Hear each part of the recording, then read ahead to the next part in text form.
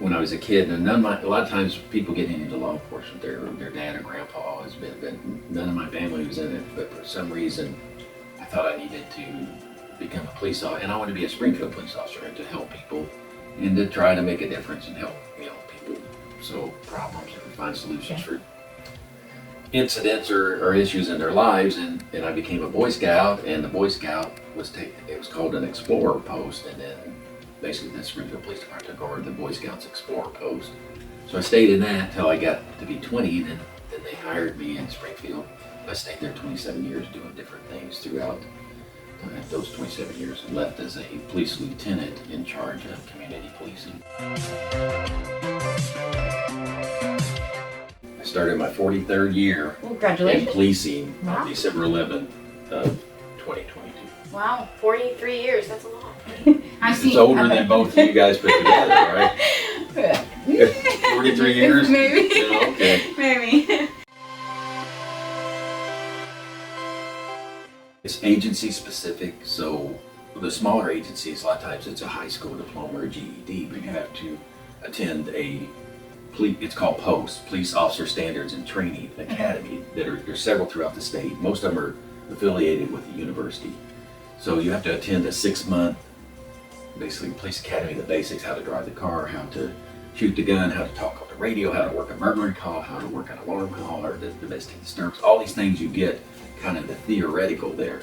And then when you come to the different agencies, like if you come to Bolivar after that police academy and you have your police officer license, then you can come to and apply, and we hire you. Then we put you in a field training or an FTO, field training officer program, where you are basically riding with a veteran officer that shows you how to actually talk on the radio and start the car, go to the calls. Yeah, hands-on experience. Yeah, and then as you move through those phases, it's 16 weeks, and as you move through those phases, at first you're kind of observing, then you're kind of doing, and then with them there to kind of help you and guide you, and then at the last you're showing you're showing them, hey, I got this, I'm ready to go. For a large police department, they wanted you to have a college, and then finally got to where you had to have a college degree, at least 60 hours to be associate. Yeah. And I don't know, some agencies, and Highway Patrol does it too, some agencies are backing off because it's hard to find people that want to be police officers. Right.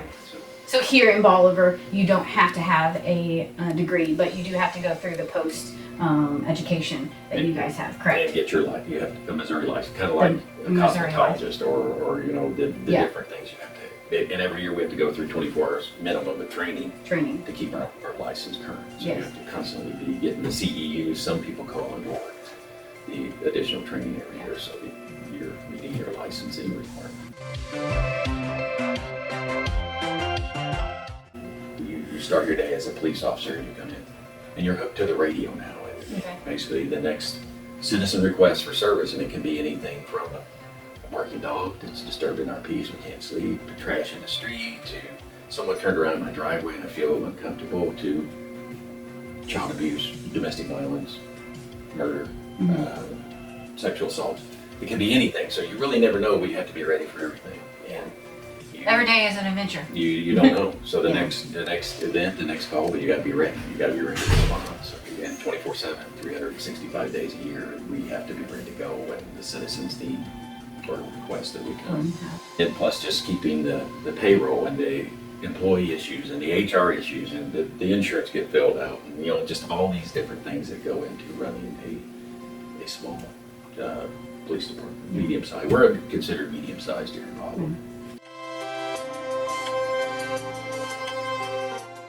Since I came here, and I've been police chief here 10 years, since I came here, we really, as I left Springfield as the community policing lieutenant, I came here and I told the board of aldermen and the mayor, I said, here's what I bring. I want to bring community policing to Bolivar, and I want to work with the citizens, and I want to work with the businesses and the different entities and get to know them. And when I came here, I asked the citizens and the people, what type of police department do you want? Well, they don't want a SWAT team, and they don't want the militaristic. They want people that are going to get out and be human and interact. And that's my police officer or my chief. Instead, that's the cop that showed up in the blue suit that we really don't know who they are. So to build those relationships and to build those partnerships is kind of the foundation and philosophy that I've tried to bring. And I think been somewhat successful, but I think there's probably more that can be done. Well, there's lots of challenges. Yeah. And you look at today, and again, I've got 43 years. When I started, police officers were kind of, oh, you're the police, and we appreciate all you do. And still there's a lot of that, but there's also a lot of the narrative now, especially from some of the media outlets and sometimes from Hollywood, that, oh, the police, they're the root of all society's wrongs, and they're just so horrible, and look what they've done. And it's wrong. It's just wrong. And again, I hate to see it like that, because if you keep preaching that, then people start to believe, well, yeah, that's got to be the police's fault. But we're here to help people respond. We try to stop people from victimizing each other. It's really hard to keep people from harming each other, and sometimes we work a lot of domestic violence here. We work child abuse. We have all the big crimes that they have in the big city, and a lot of times I hear, well, this is Bolivar now. Yeah, but it's the same things. It's just we may not have the volume, but we still have the same. It's still people and their issues.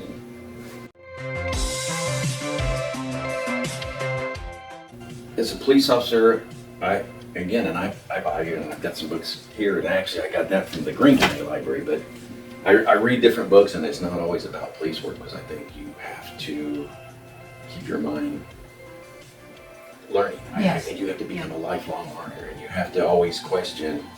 I hate to sound really suspicious here, but I think you have to question everything, and you need a very broad knowledge to deal with the different segments of this, because we deal with all society. We deal with from the upper socioeconomic level to the people that slept under the bridge last night, and for that we're their police department, and I am their chief, and we have to treat them.